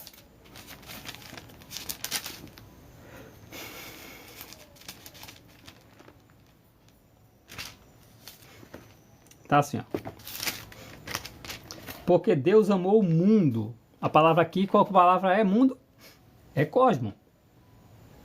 Tá certo. Aqui tá. Tá vendo aqui, ó? Porque Deus amou o mundo. Tá. Que deu seu filho unigênito. Agora Mateus capítulo 24. Vamos lá. Mateus capítulo 24, versículo 3. Para você entender a nuance do texto como é importante, tá, gente? O contexto, claro, que determina muita coisa, é verdade. Mas olha só. Jesus disse o seguinte, os discípulos perguntaram, Mateus 24, 3. Diz-nos, quando serão essas coisas e qual haverá o sinal da tua vinda e do fim do mundo? Qual a palavra que ocorre aqui? Não é cosmo. Mas Almeida colocou mundo, não colocou? Tá errado em si? Não, não é. Mas não é uma tradução exata. Não é a tradução exata. Tá errado em si? Não. Mas ela não transmite a expressão correta do texto grego. E dá uma ideia errada. Por exemplo, fim do mundo passa a ideia do fim do planeta ou fim da humanidade. Mas não é isso que o texto quer dizer. Está se referindo ao fim da era ou de um sistema. Entendeu? Agora veja o versículo dificulta o entendimento. Agora veja o versículo 14. E esse evangelho do reino serão pregados em todo o mundo. Em todo o mundo. Qual a palavra que ocorre aqui? Não é cosmo. Agora vamos para uma tradução boa. Vou pegar aqui a tradução das Testemunhas de Jeová. Mateus, capítulo 24, versículo 3. Mateus 24, 3. Diga-nos, quando acontecerão essas coisas e qual será o sinal da tua presença e do final do sistema de coisas? Aqui está certo. Agora vamos para o versículo 14. E essas boas novas do reino serão pregadas em toda a terra habitada. Ou seja, em João 3,16 está, Deus amou tanto o mundo. Olha só, gente. Almeida pegou a palavra cosmo, a palavra oikomene e a palavra aionos e traduziu tudo como mundo. Tudo é mundo para ele. Oikomene, cosmo e aionos, em grego, tá? Essas palavras são em grego. Tudo para ele é mundo. Mundo, mundo, mundo. Traduziu tudo como mundo. A tradução das Testemunhas de Jeová foi mais coerente na tradução, porque traduziu direitinho as nuances dessa linguagem dentro de um contexto e que permite um entendimento mais claro da Bíblia. Então, parabéns, Testemunhas de Jeová, por isso. Ó. Serão pregadas em todo o mundo. Não, serão pregadas em toda a terra habitada. Oikomene. Tá bom, gente? Mundo, fim do mundo não, fim do sistema de coisa, que a palavra aqui é aionos. Está muito bem traduzida. E mundo é cosmo, né? Deus amou todo mundo que deu. Entendeu o ponto? Outro exemplo mais claro também disso é inferno. A palavra grega para inferno é Hades. Só que tem outras palavras em grego, como Geena, em grego. E tem também Tártaro. O que é que Almeida fez? Não, a palavra correta lá é fim do sistema de coisa. Boa noite, mano. No hebraico é Sheol, né? No hebraico é. No grego é Hades, melhor assim, Hades, ou Hades. Tá bom. É o suficiente para a pessoa entender. Ó, traduziu aqui.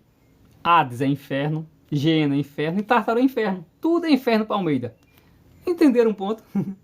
A tradução do Novo Mundo verteu Hades como sepultura, comum da humanidade. Traduziu Tártaro, permaneceu como Tártaro, não é? E Geena permaneceu como Geena, que era um lixão. Porque não tem um equivalente em grego. Então, quem foi mais coerente? A tradução Almeida ou foi da Bíblia de Testemunhas de Jeová? Quando eu mostrar aqui que essa está acabada, deixa eu pegar uma capa melhorzinha, tá? Confunde o leitor. O leitor não sabe. Aí tem essa questão também. Cadê que o Kelly se colocou aqui? Além de alguns textos, por exemplo, eles colocaram assim. Acredito sim, Kelly, isso exatamente. O hebraico também, eles misturam as bolas também, exatamente. Trocam os pés pelas mãos lá, né? No hebraico é Sheol a palavra, né? Sheol.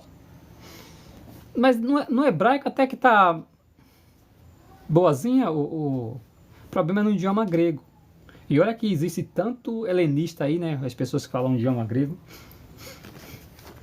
É porque assim, gente, as Testemunhas de Jeová, ela tem uma comissão de tradução do hebraico para um idioma alvo, o inglês. E a equipe de tradução, por exemplo, para o português, traduz de maneira muito coerente os textos. Não é que a versão Almeida, por exemplo. A versão Almeida acaba errando até mesmo em questão gramatical, simples. O homem tem 2 narizes, por exemplo. Deus soprou nos narizes de Adão. Narizes, gente. Não é narina, não. Tem questões de tradução. As Testemunhas de Jeová fizeram um estudo muito bem abalizado. Tem um texto que se você for ler mesmo, o filho mais novo, ele é mais velho que o pai. O filho mais novo é mais velho que o pai, de acordo com algumas versões da Bíblia. Pelo amor de Deus, gente. Como é que a pessoa não consegue ver essa incoerência no texto? É, gente, meu Deus do céu. Tem unicórnio, algumas bíblias colocam unicórnio. Mulher arrapando a barba. Meu Deus do céu. É absurdo aquilo, né? A mulher raspando a barba lá. É, tradução boa, né? A melhor tradução. Ah, o cara estudou grego ali e tal. As testemunhas de Jeová, a pior tradução da Bíblia. O cara fala Bíblia. As testemunhas de Jeová adulteraram a Bíblia. Não tem nada de humildade na pessoa. Ô, Janilson, você chegou, eu estava falando agorinha da melhor tradução aqui, ô, Janilson. A melhor tradução é Almeida, Janilson, a sua Bíblia é Almeida. A Almeidinha é a melhor que tem.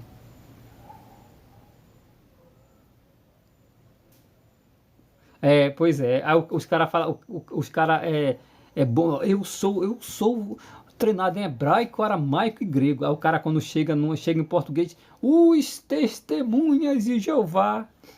Os testemunhas de Jeová. Os testemunhas de Jeová. É sério isso? Os.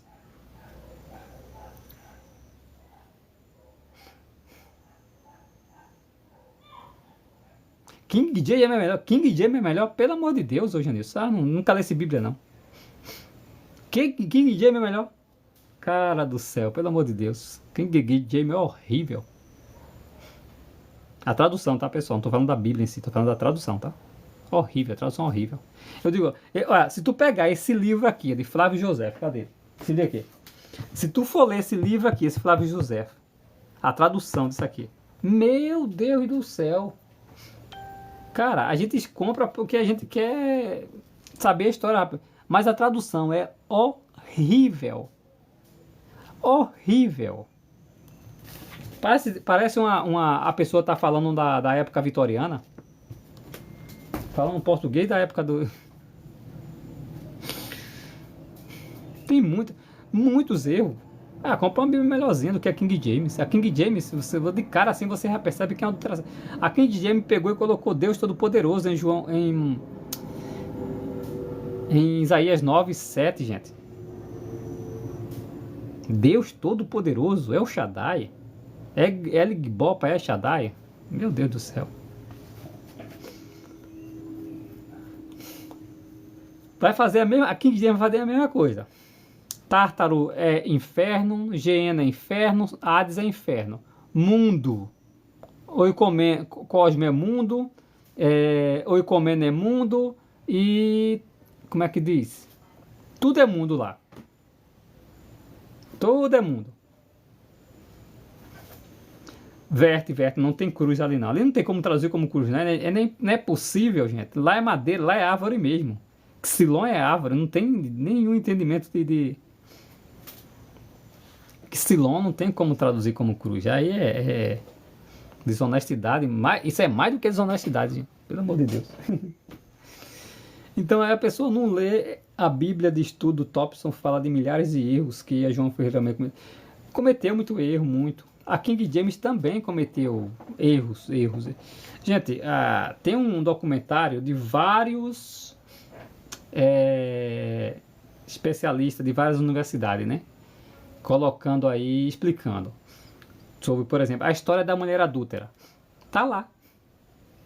Os manuscritos mais antigos não trazem. Você tem aí também a coma joanina, que é a 1 João 5:7. Não tem. King James traz tudo isso. Sem falar dos vários acréscimos que traz a ela. Em Apocalipse tem vários acréscimos. Tem Bíblia que coloca assim, nenhum homem subiu ao céu, senão aquele que desceu do céu, que está no céu, o Filho do Homem. Isso não tem nos textos originais, é um acréscimo. Tem Bíblia que coloca assim, acerca daquele dia, daquela hora, ninguém sabe, nem os anjos do céu, mas somente o Pai. Tirou a palavra filho, Rui Oice. Olha como são desonestos, né? Depois se quer se Jeová que adulterou. Aí, 1 João capítulo 1, versículo 18, lá no texto original tá assim, King James colocou exatamente isso. É Alfa e Ômega, não tem lá no texto original, né? Eles acrescentaram. Você tem assim, Deus unigênito, eles colocaram Filho unigênito, mudou, né? Ruiós, Teós para Ruiós. E, meu Deus, uma palavra pode mudar completamente o significado. Uma vírgula, né, Márcio? Uma vírgula. Ou deveras eu te digo hoje, estarás comigo no paraíso. Muda totalmente o sentido.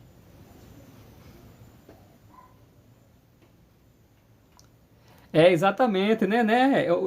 Rodrigo Silva passou 5 anos estudando isso aí para dizer, né? Não, ele sabe, gente. Como eu te falei, lembra que da expressão RE em hebraico? Que o Saião falou que a expressão, que a tradução mais correta não é eu sou? O Rodrigo Silva, num vídeo dele, ele colocou essa tradução como se fosse a mesma expressão que Jesus usou. Eu sou. Antes de Abraão existir, eu sou. Para defender a Trindade, tá? Ele até aquele apresentador do SBT, o Portioli, tava ele e o Portioli conversando. E Portioli diz, Jesus é Deus? Ele disse, Jesus é Deus. Jesus disse, antes de Abraão existir, eu sou. É o Celso Portioli. Antes de Abraão existir, eu sou. Esse texto é usado no Antigo Testamento para Deus. E Jesus disse, num outro vídeo, ele falando com o hebraísta Saião, ele admitiu a tradução correta. Para você ver como a pessoa induz os seus leitores a aceitar as suas crenças, os seus viés teológicos.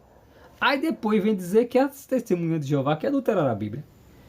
Saião sabe como é que se traduz, mas colocou eu sou lá na Bíblia. O Vailate sabe que é hebraísta, mas colocou lá na Bíblia. Eu sou. Eu sou. Os caras sabem, gente. Mas para apoiar o seu viés... então a gente apoia o nosso viés e nós aqui, a maioria, acusa a testemunha de Jeová de fazer isso. É mais fácil, né? É mais fácil, né? Então o que fizeram? Claro, o cara vai dizer, eita, nenhum teólogo do mundo aceita a tradução do Novo Mundo como uma Bíblia acadêmica. Cara, é sério. 70% dos teólogos são católicos.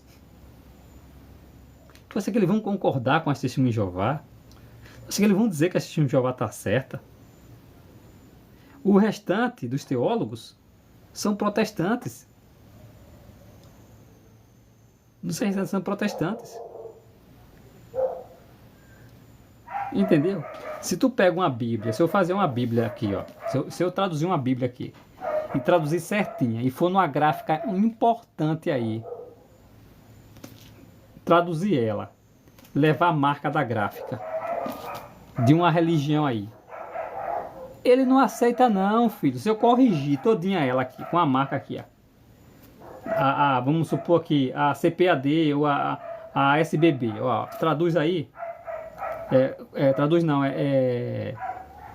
imprima aí. Os caras vão olhar a minha obra. Oxente, peraí.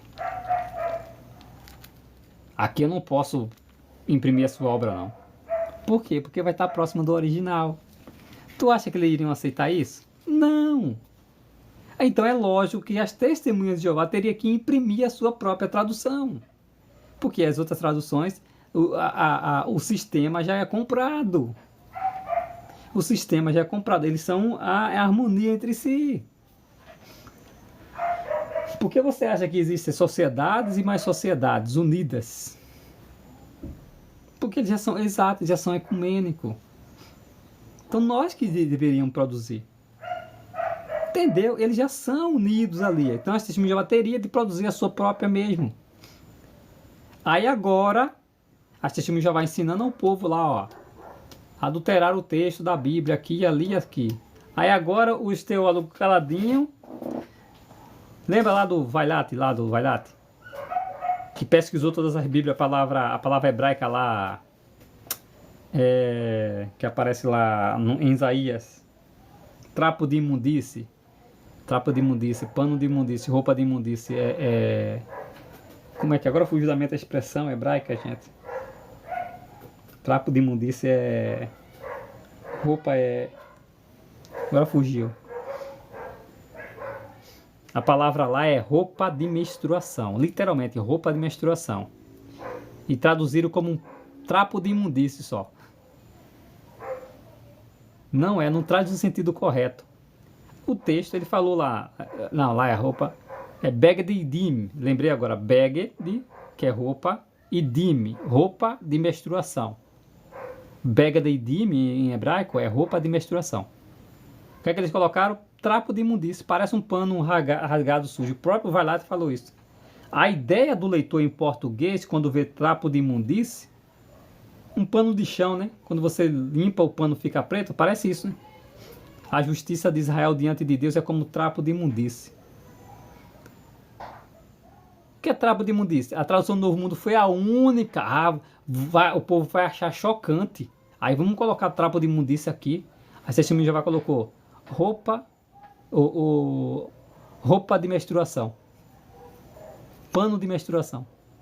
A justiça de Israel é como roupa de menstruação. Eita, isso é chocante. Mas é isso que está no texto original. Entenderam aí? Aí o Vailate disse, a única Bíblia que traduz de forma correta é as Testemunhas de Jeová, gente. Sabe, pega aí, por exemplo, ó, eu vou ler para vocês aqui, esse texto, eu vou finalizar a live aqui para vocês entenderem, tá?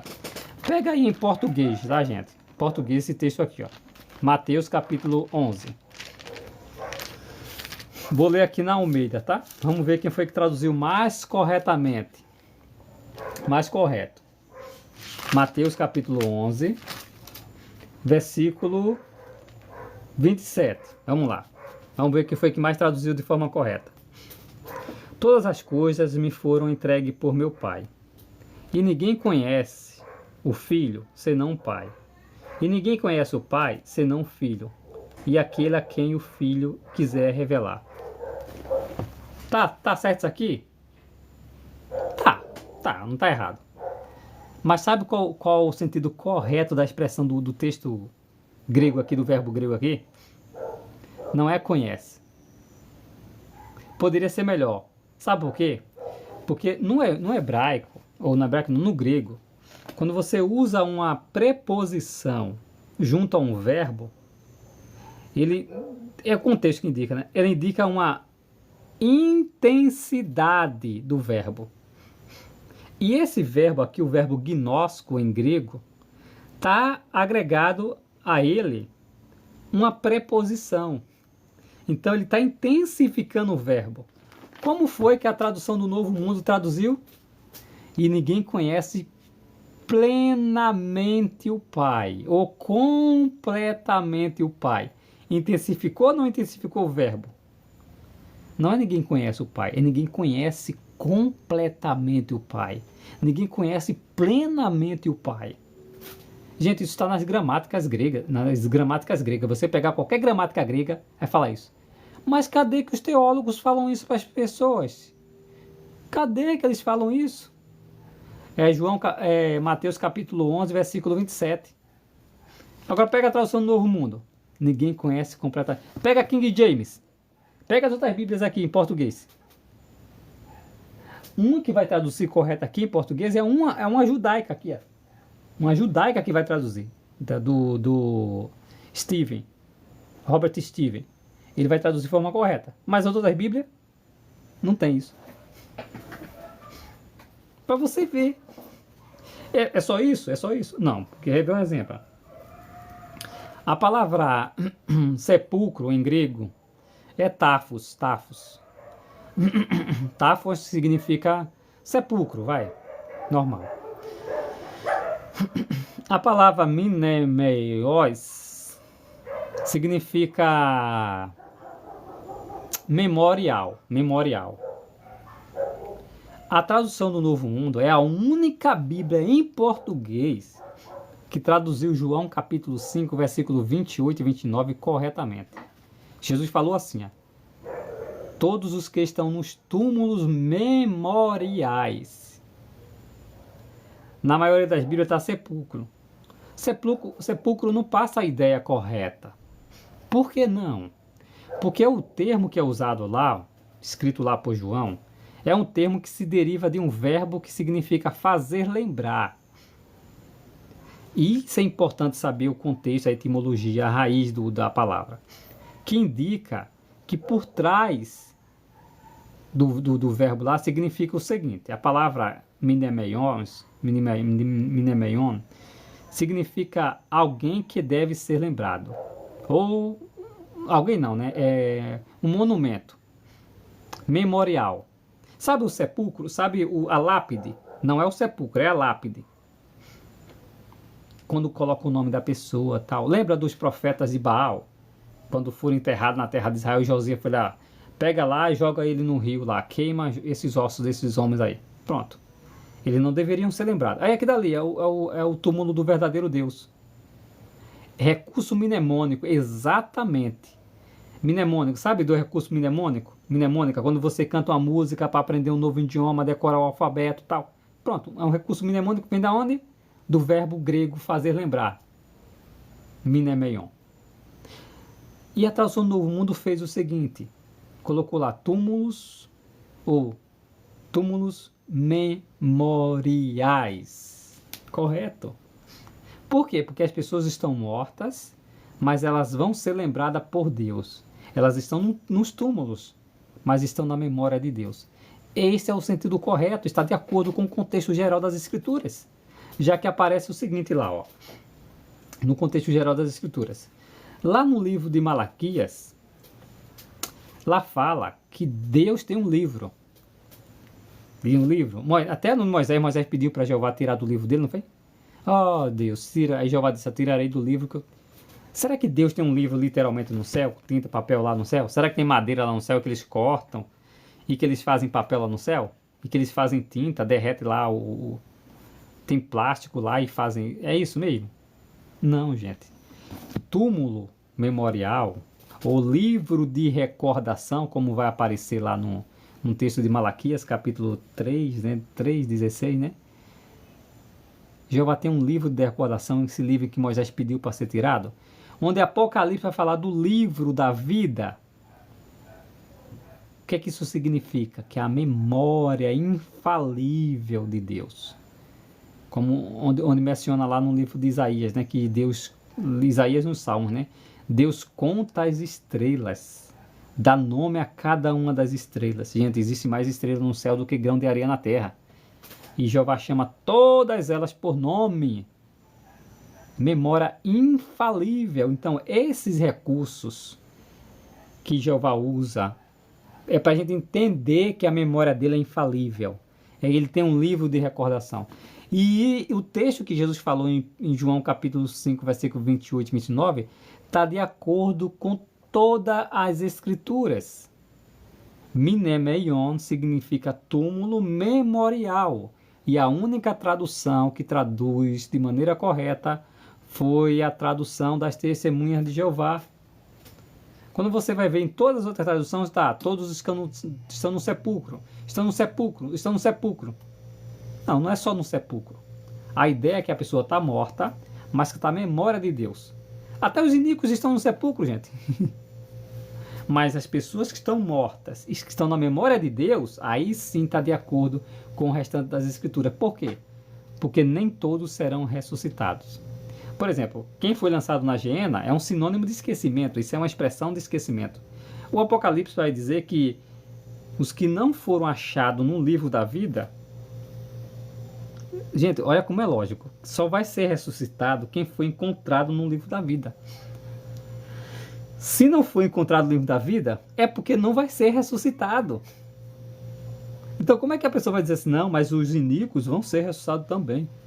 Não, não vai. Não, mas todos estão no livro da vida. Sim, os iníquos estão no livro da vida. Se os iníquos estão no livro da vida, ele vai ganhar vida, gente. No texto diz, todos os que estão escritos no livro da vida. A pessoa vem, a Bíblia diz que todos vão se ajoelhar diante de... Sim, todos os leais. Não diz que iníquo vai se ajoelhar diante de Não.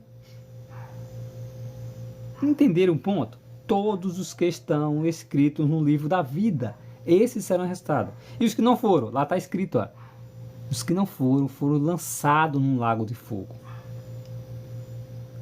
Ou seja, lá significa o quê? Sabe aquela pessoa que diz assim, o batismo com fogo? Se você quer ser batizado com fogo, é o caldeirão que vai ser mergulhado lá, lembra? Lembra o que é batismo com fogo? Você já viu lá no Apocalipse que tem lá o lago do batismo lá? É, tem um lago lá. Sabe o que significa batizar? É mergulhar. Se você quer ser batizado com fogo, é porque você quer ser mergulhado naquele caldeirão lá, que representa a destruição eterna. Por que um lago, o lago de fogo? Porque o batismo com fogo é isso, é destruição, gente. Ser mergulhado no lago de fogo é isso. É um símbolo de destruição eterna. Você não foi batizado numa piscina? Não foi? Pronto, se você quer o batismo com fogo, é lá no caldeirão, tá? Entendeu? Fogo, destruição eterna. Essa é a ideia. Entendeu, pessoal? Gente, obrigado, tá, gente?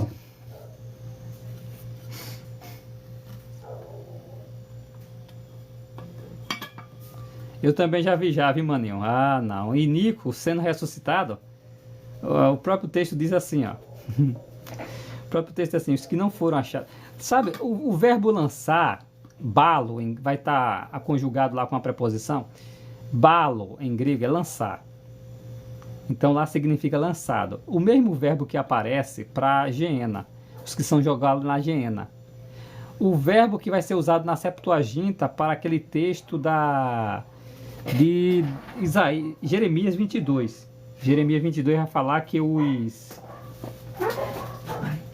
Jeremias capítulo 22 vai falar dos...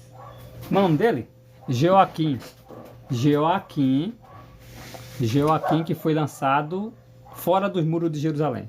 Pois bem, esse muro de Jerusalém, fora do muro de Jerusalém, se refere a isso. Entendeu aí? É, exato, perfeito, Atos 24. Gente, obrigado, tá? Se vocês quiserem, eu vou postar essa live lá no YouTube. Se você quiser saber, você vai lá no meu perfil e tem lá no... Eu não sou trinitário, não. Certo?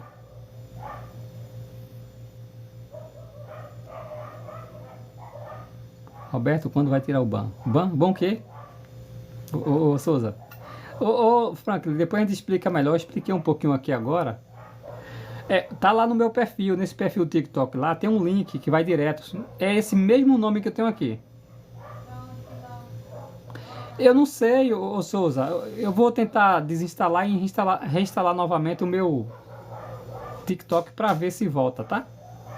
Aí se vocês querem ver, vocês vão lá no meu perfil do TikTok, na plataforma, clica lá que vai direto pro YouTube. Tá bom? Tchau, gente. Boa noite para vocês. Fique com Jeová, tá? Bom descanso aí. E até a próxima.